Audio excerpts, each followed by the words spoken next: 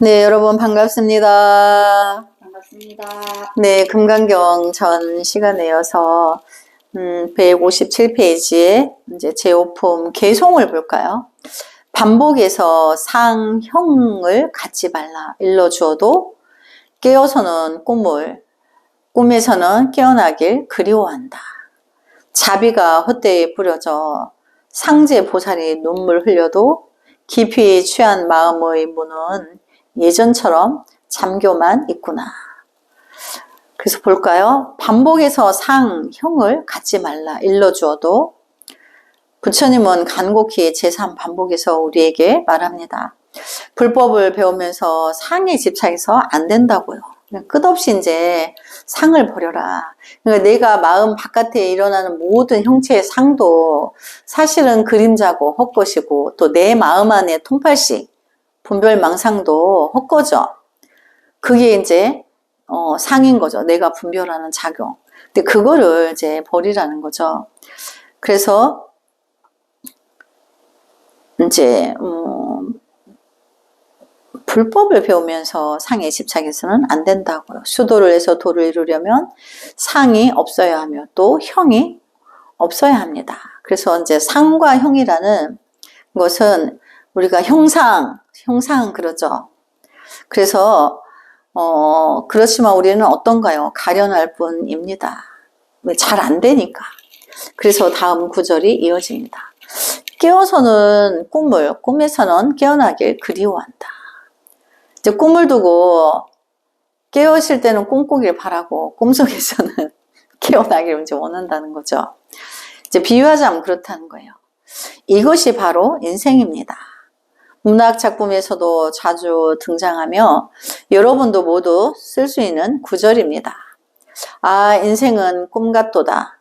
이런 말을 하는 사람이라고 해서 그가 과연 깨어있는 것이겠습니까? 그래서 이제 보통 나이 7순 8순이 되신 어르신들이 다 이제 인생 한평생 살아보니까 별거 없다. 응? 뭐 그렇게 아등바등 할 거 없다. 그럼 당신은 그 나이에 가서 이제 그렇게 알았는데 아직 젊은이들이 그 속에 있는데 그 말이 안 듣죠. 그래서 그런 말을 한다고 뭐 무슨 도인의 말 구절을 하나 읊었다고 해서 또 그 사람이 도를 이룬 사람이 아니기 때문에 그래서 이제 어떤 상을 버리면 고요해지겠죠, 내 안에. 못 버리니까 상을 자꾸 세우니까 산만한 거예요. 그래서 자기 안에 불성을 만날 날이 없어. 근데 끝없이 이제 일어나는 그 분별을 쉬고 나의 그 형상에 집착해 있는 이제 그러니까 형이라는 것은 내가 정해놓은 것들이죠. 어떤 상황들을. 그래서 그 정해놓은 상황과 또 내 마음에서 안입이 설신의 육군, 육식, 오운, 칠식, 팔식이 끝없이 이제 분별하고 이루어진 불란하게 이루어지는 그런 것들이 이제 없어야 된다. 그렇지만 우리는 어떤가요? 가련할 뿐입니다. 그래서 다음 구절이 이어집니다. 꿈을 깨어서는 꿈을 꿈에서는 깨어나길 그리워한다. 이것이 바로 인생입니다. 또 그 밑에 한번 볼까요? 그래 인생이란 꿈과 같지. 이렇게 말하면서도 그는 다시 꿈 이야기를 합니다. 사람이 꿈에서 깨어날 때는 자기가 아주 어리석게 생각됩니다. 방금 한바탕 꿈을 꿨구나. 그렇지만 그가 깨어난 것일까요? 눈을 뜨고도 여전히 꿈을 꾸고 있습니다. 더욱 재미있는 것은 어떤 사람은 어젯밤 꿨던 꿈은 오늘 여기 앉아서도 계속 생각나는 겁니다. 그 꿈이 못내 아쉬운 까닭입니다. 인생이란 아주 묘한 데가 있습니다. 깨어난 뒤에도 꿈을 그리워합니다. 꿈을 꾸고 있을 때는요, 다시 조금이라도 빨리 깨어났으면 좋겠다고 생각합니다. 궁극적으로 어떤 게 좋은 것일까요? 스스로도 뚜렷이 알지 못합니다. 근데 이 내용은 중생은 좋은 꿈에는 집착하고 항상 집착이 따른다는 걸 말하는 거죠. 분별로서의 내가 좋다고 생각하는 거는 이제 집착해서 계속 생각하는 거예요. 그래서 그러나 그게 뭐가 좋은지 뭐가 얼만큼 나쁜지 그거는 알지 못한다. 예를 들면 여러분은 모두 이상의 다음 시를 읽었을 겁니다. 이 감정은 추억으로 남으리. 당시로서 실망스러웠지만 이것이 바로 깨어있을 때 꿈을 그리워하고 꿈에서는 깨어있을 때를 그리워하는 것입니다. 이 외에도 옛사람이 유명한 두 구절이 있습니다. 당시로서야 일상적인 일이었지만 지난 뒤에 생각하거나 정감이 두 배로 당시로서야 일상적인 일이었지만 지난 뒤에 생각하니 정감이 두 배로다. 이제 이렇게 설명이 있는데 우리는 인생에서 모두 이런 경험을 합니다. 젊었을 때는 회상하는 경우라면 애틋함이 더하겠죠.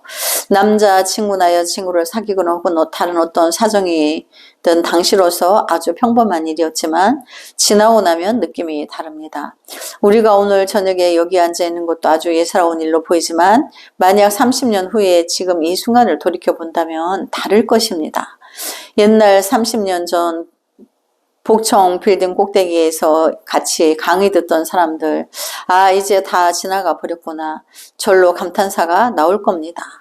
바로 당시로서야 일상적인 일이었지만 지난 뒤 생각하니 정감이 두 배로다. 입니다. 더욱이 우리 같은 노인네들은 옛일을 생각하면 어떤 것도 좋기만 합니다. 예전에 시골에서 위생시설이 형편이 없어서 파리가 밥상에 날아 앉곤 했어도 지금 생각하면 그때의 맛이 더 좋았던 것 같습니다. 파리를 쫓느라 손을 휘둘러야 했지만 지금에 와서 돌이켜보면 그때의 맛은 다시 없을 것 같습니다. 당시로서야 파리 쫓는 게 일이었겠지만 지나고 나서 생각하니 정감이 두 배입니다. 이것이 바로 인생입니다. 우리의 인생은 쉽게 스스로 속입니다. 깨어있을 때는 꿈을 그리워하고 꿈에서는 깨어있을 때를 그리워합니다. 자비가 헛되이 뿌려져 상제의 보살이 눈물을 흘려도 중생의 어림속음에 대해 언급하면서 법화경에서는 보살 한 분을 등장시킵니다. 상제 보살이라 불리는 이 보살은 항시 울며 영원히 옵니다. 그는 아마도 울기를 좋아했나 봅니다. 바로 울기 좋아하는 보살입니다. 그는 중생이 너무도 어리석고 가련해 보여 원하지는 않지만 울음을 그칠 수가 없습니다. 이 때문에 상제 보살이라 합니다. 부처님은 금강경에서 우리에게 상해에 집착해서는 안 된다고 거듭 말하지만 중생이 이를 이해하지 못하니 자비가 헛되이 뿌려집니다. 그래서 상제 보살은 눈물을 흘립니다. 일체의 중생이 깨닫지 못하는 것을 비통해합니다. 그렇지만 우리는 어떤가요? 깊이 취한 마음의 문은 예전처럼 잠겨 있구나. 마음속의 지혜의 문은 영원히 열지 못합니다. 지혜의 문을 열지 못하는 것은 자신을 열지 못하고 영원히 밀폐시켜 자물쇠로 잠가두는 것입니다. 이것이 제5품에 대한 우리의 결론입니다. 그러니까 이제 내 마음 안에 불성을 만나야지, 만나려고 안 하고 그냥 잔물통으로 잠가둔 형상처럼 그렇게 하면 이제 안 된다. 그래서 언젠가는 내 안의 불성을 이제 내가 봐야지 되는 거지. 안 봐도 되는 게 아닌 거죠. 그래서 자기 지혜, 자기 불성, 법신을 이제 만나야 되는 거죠. 그래서 제6품 바른 믿음이 드물다. 이거를 설명하고 다음 장으로 가볼까요? 어차피 뒤에 이제 나오니까 문희와 문수. 수보리가 부처님께 말했다. 세존이셔, 중생들이 이렇게 말씀하시는 것을 듣고서 참다운 믿음이 생길까요? 부처님께서 수보리에게 말씀하셨다. 그런 말 마라. 이제 이렇게 하셨다는데 한 걸음 더 나아가 문제를 제기합니다. 우리는 금강경에 대해 좀 더 가벼운 마음으로 접근할 필요가 있습니다. 금강경은 말하자면 스승과 제자 간의 문답을 기록한 것으로 하나의 극본과도 같습니다. 그러니 마음의 문제를 좀 더 활짝 열고 이해할 필요가 있습니다. 이제 부처님은 수보리에게 모든 상을 허망한 것일 뿐이라 말합니다. 그러니 혹시 꿈속에서라도 부처님을 보았거나 혹은 진짜로 부처님이 구름 위에 서 있는 것을 보았다면 여러분은 마경에 빠진 겁니다. 그러니까 상을 만나면 이제 꿈에 봤더라도 그게 마경이다. 그건 진정한 부처님이 아닙니다. 쫓아가서 돌멩이로 치거나 금강경으로 후려쳐도 괜찮습니다. 일체의 상은 모두 허망한 것이고 내가 직접 말하지 않았느냐. 만약 모든 상이 상이 아니라는 것을 안다면 요래를 볼 수 있다고 하지 않았느니라. 그래놓고 이제 여기 와서 뭘 하겠다는 건가. 이렇게 한번 크게 나무라 봐도 좋겠지요. 전해오는 이야기가 하나 있습니다. 문희선사라는 유명한 분이 있었는데 이분은 어릴 때 출가해서 30살이 넘어서야 참선을 시작했습니다. 그러나 도무지 깨달음을 얻을 수가 없었습니다. 그래서 남방에서부터 시작해 세 걸음에 한 번씩 큰절을 하면서 산서 오대산에 있는 문수보살이 도량으로 향했습니다. 문수보살은 일곱 부처님의 스승으로서 지혜도로는 제자 1인 제일 인자였습니다. 서가모니를 비롯해 많은 보살들이 여러 겁을 거치면서 그를 스승으로 모셨습니다. 이 때문에 지혜를 얻거나 깨달음에 이르고자 하는 사람은 모두 세 걸음에 한 번씩 큰절을 해가며 오대산의 문수도량으로 향했습니다. 그러니까 삼보일배를 말하는 거죠. 어떤 사람은 2년이나 3년이 걸러서 겨우 도착하기도 했는데 모두 문수보살을 한번 만나보기 위한 것이었습니다. 문희상이 이렇게 절을 해가며 오대산 금강굴에 도착했을 때 소를 끌고 지나가는 한 노인을 만났습니다. 머리도 수염도 온통 하얗게 센 그 노인은 문희선사에게 자기 집에 가서 차 한잔 하자고 하고 가라고 했습니다. 차를 권하면서 노인은 물었습니다. 스님 참 대단하십니다. 그래 어디서부터 그렇게 절을 해가며 오셨소? 문희선사는 남방에서부터 문수보살을 뵙기 위해 왔다고 대답했습니다. 그러다 노인은 요즘 남방 불교는 어떠냐고 물었습니다. 문희선사가 대답했습니다. 남방 불교는 그저 그렇다오. 그러니 여기까지 와 성인을 보려고 하는 것이 아니겠소? 이렇게 말하고 다시 물었습니다. 당신네 북방 5대3의 불법은 어떤가요? 그러자 노인이 대답을 했습니다. 용과 뱀이 뒤섞여 있고 성인과 범인이 함께 살고 있다오. 사실 사람이 사는 곳이라면 어디든 모두 이렇습니다. 성이 있으면 마도 함께 있으며 용과 뱀이 뒤섞여 있습니다. 문의가 물었습니다. 5대 산에는 출가인이 얼마나 되는가요?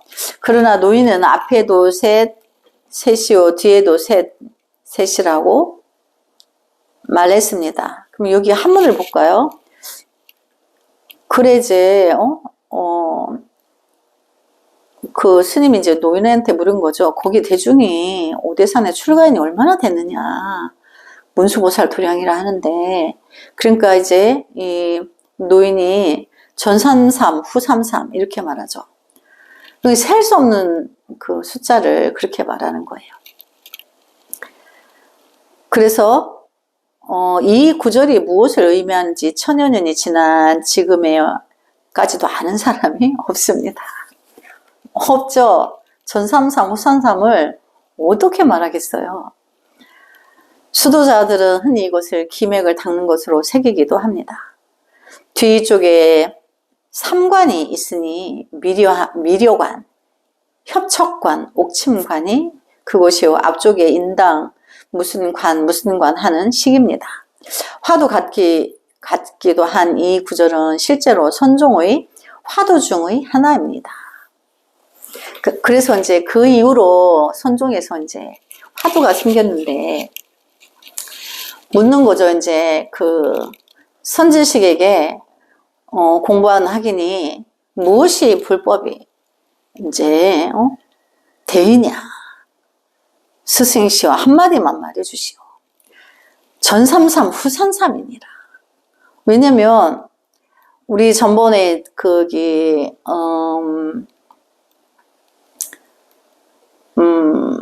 시왈리 존자님 본문에 보면, 공지에 보면, 모름이 가장 친절한 답이다. 누가 부처가 무엇이냐고 물으면 모름이라고 이렇게 말해주는 것이 가장 친절하다. 부처가 무엇이냐고 물었는데 모름이 부처다. 이렇게 말해줬다는 거예요. 그럼 자꾸 중생은 분별을 헤아리죠.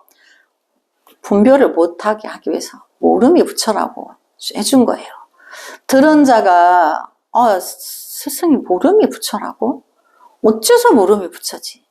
모름을 하다 보면 이제 은산철벽이 형성되어서 모름이 부처 어째서 그런가만 남게 되고 통팔식이 쉬는 거예요.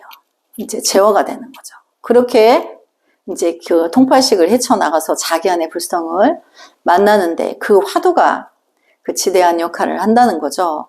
그것처럼 이제 무엇이 불법입니까? 이렇게 물으면 전삼삼 후삼삼이니라. 왜? 그거는 아무도 몰라. 이옥씨도 그걸 아는 이가 없어. 전삼삼 후삼삼을. 그래서 이제 후대에 이제 선종이 화두로 이제 화두 중 하나로 썼다. 두 사람의 대화가 여기에 이르렀을 때 노인이 문희에게 불법을 물었습니다. 그런데 문희가 채 말을 꺼내기도 전에 노인이 미간을 찌푸리더니 균제야 손님 가신다 라고 소리쳤습니다. 그러자 오두막집 뒤에서 동자 한 명이 나오더니 법사님 가시지요 하면서 문희를 오두막 밖으로 안내했습니다. 문희 화상이 감사 인사를 하려고 고개를 돌리자 문수보살이 사자를 타고 공중에 떠 있는 것이 보였습니다. 그러니까 문희 스님은 문수보살을 칭견했던 거죠. 근데 이제 그 상황이 일어나기 전에 몰랐던 거죠. 그래 이제 노인이 문희에게, 그럼 그 노인은 문수보살이죠. 문희에게 불법을 이제 물어서 그 이제 문희가 대답을 하려고 하니까 동자를 불러가지고 손님 가신다 이제 길을 안내해드려라. 그래가지고 자기는 얼떨결에 밖으로 이제 인도되었는데 돌아보니까 그 노인이 사자를 타고 공중에 있었다. 문희는 탄식했습니다. 천리를 멀다 않고 세 걸음에 한 번씩 절하여 여기까지 왔는데 문수보살과 만나 대화를 나누면서도 그를 못 알아봤다니 정말 후회 막급인지라 절로 눈물이 났습니다. 아유 그랬겠죠. 너무 애통했겠죠. 내가 몰라보고 그랬다니. 그 후 문희는 발분의 노력을 하여 마침내 깨달음을 얻게 되었습니다. 만나고도 문수를 몰랐으니까. 그래서 이제 더 열심히 정진해서 자기 불성을 만났다는 거죠. 그런데 이제 중국의 오대산에 이제 문수보살이 계신다는 도량이 있는데 우리나라에도 저기 강원도에 이제 문수 도량이 있죠. 월정사라고. 그래서 이제 이 후대의 사람들이 중국에도 역시 그렇고 우리나라에도 그렇고 문수보살을 칭견하러 갈 때 전부 삼보일배로 가는 거예요. 칭견하려고. 근데 스님 이제 한번 거기 영상 촬영하러 들어갔는데 입구에서 꽤 멀어요. 하여튼 꽤 멀었어요. 근데 이제 거기 가서 만나는 게 아니고 내 안의 정진을 부지런히 해서 만나는 거죠. 내 안의 통팔식을 끊어서. 그때부터 총림에 들어가서 아주 힘든 일을 맡아 했는데 바로 군대에서 말하는 화부, 즉 취사부입니다. 그런데 이제 문희 스님은 이제 자기 불성을 알고 이제 다시 공양주로 들어갔다는 얘기인 거예요. 그래서 취사부는 이제 공양실을 말해요. 대중들이 밥 먹는 그 일을 자기가 이제 선업을 짓고 싶어서 그렇게 너무 감사해서 그랬다는 거죠. 그래서 대륙의 설림에서 이를 반두라 했는데 그 일은 무척 힘듭니다. 한 절에서 보통 1000명 가량을 식사했는데 이런 큰 총림의 밥솥은 가령 저만한 키의 사람의 속에 들어가서 있어도 바깥에서 보이지 않을 정도로 엄청나게 큽니다. 게다가 1000여 명의 사람이 먹을 음식을 만들려면 거기에 사용하는 도구만 해도 무공을 연마한 사람이 아니라면 들어올릴지도 못할 만큼 그렇게 무겁습니다. 그렇죠. 이제 우리나라도 큰절에 가면 그 쌀을 씻어서, 근데 무엇으로 씻느냐면 삽으로 쌀을 이제 져서가지고 물을 따라내고 또 하고 반복적으로 하죠. 그런데 이제 중국에는 1000명이 먹을 식사를 하는데 더 있겠죠. 그러니 소림사에서 무술을 배울 때 단지 3년만이라도 주방 일을 해낼 수 있다면 그 무공은 대단합니다. 쌀은 포대째 속에 쏟아 부어야 하며 음식을 휘저으려면 무공이 있어야만 프라이팬 뒤집기를 움직일 수 있습니다. 문희 선사는 도리를 깨친 후 다른 사람을 위해 어렵고 구차한 일을 하리라 발심했습니다. 그래서 사람들이 차마 행하지 못할 일을 행하고 참아낼 수 없는 일을 참아냈습니다. 이것이 바로 보살도입니다. 그러니까 빼어나고 이제 위대한 수행을 보여주는 거죠. 보여주기 위해서 힘든 일을 마다 않고 스스로 이제 그 상을 제거하고 나서는 상이 없어졌어. 근데 이제 모든 이들에게 더 힘들고 어려운 일에 내가 수고를 아끼지 않고 이제 그렇게 자기를 바치는 거죠. 공양에. 그래서 누구든지 빨리 자기의 성품을 보면 수행이 어렵지 않아요. 힘들어도 당연히 받아들이고 힘을 쓰게 되고 기꺼이 이제 자기가 그 수행을 받아들이는 것이 결국은 그게 이제 순교와 같은 거고 자기 몸을 이제 희생해서 많은 이들에게 이익하도록 이타행을 하는 게 되는 거죠. 그래서 이것이 바로 보살도입니다. 이제 보여주는 것이 이제 보살도라는 거죠. 하루는 문희가 밥을 짓고 있을 때 문수보살이 밥솥 위로 현신했습니다. 이제 이 문희 스님이 이제 밥을 짓고 있는데 김이 확 밥솥을 여니까 김이 확 올라오는데 김의 형상 모양새가 문수보살처럼 보인 거예요. 그래서 문수보살은 여전히 사자를 타고 솥 위를 돌고 있었습니다. 문희가 보니 그는 바로 예전 오대성 금강굴에서 만났던 그 노인이었습니다. 문수는 뒤집개를 들어 문수를 때리면서 입속으로 중얼거렸습니다. 문수는 문수여 문희는 문희로다. 그대가 여기 와서 뭘 하겠다는 건가? 그대는 그대요 나는 나다. 이렇게 이제 문희는 상에 떨어지지 않으려고 그렇게 이제 그 밥주걱으로 그 형상을 치웠다는 거죠. 문수보살이 화신은 공중으로 올라가더니 웃으면서 말했습니다. 고관은 뿌리까지 쓰고 첨관은 줄기까지 달다. 3대 겁을 수행했건만 도리어 노승이 싫어하는구나. 이제 문수보살이 그렇게 말씀하신 거죠. 이제 3대 겁을 수행했는데 저 문이라는 노승이 나를 싫어한다. 그러니까 그만큼 상에 치중하지 않고 상을 절대적으로 상에 떨어지지 않는다는 거죠. 그런데 문수보살님 이제 공부를 점검하러 오신 거죠. 고관은 당연히 뿌리까지 쓰며 첨관은 당연히 줄기까지 모두 단맛이 납니다. 3대 겁수를 수행하여 서가모니 불까지도 자신의 학생이었던 적이 있는데 그렇죠. 문수보살은 과거 전생에 서가모니 부처님의 스승이었어요. 재수없게도 늙은 중에게 박대를 당합니다.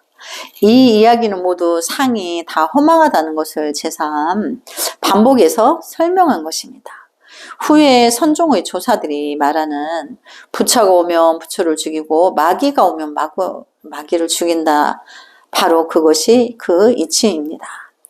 이건 역시 수행의 무상 비결입니다.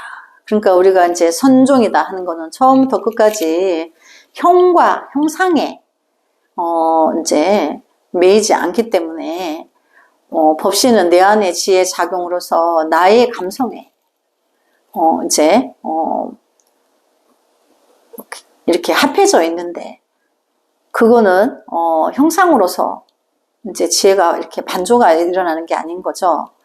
근데 이제 형상으로 보이니까 이제 그 바쁘던 주걱으로 걷어버렸다는 거예요. 그러니까 문수보살님이 공중으로 청사자를 타고 공중으로 올라가서 크게 웃으시면서 3대 겁을 공을 딱 깎고 있는데 나를 박대한다. 칭찬하는 말인 거죠. 끝까지. 그래서 우리가 이제 그 선종의 공부를 해보면 이 선의 공부라는 게 이 세상 어떤 공부보다도 가장 빼어나고 의독하고 우리에게 엄마는 우리가 감동할 수밖에 없죠. 감로와 같은 우리에게는 그런 지대한 법의 공양이 되는 거죠. 네, 오늘 여기까지 공부하고 다음 시간에 이어서 하겠습니다. 남무 서가모니불 성불하지 않겠습니다. 성불하지 않겠습니다.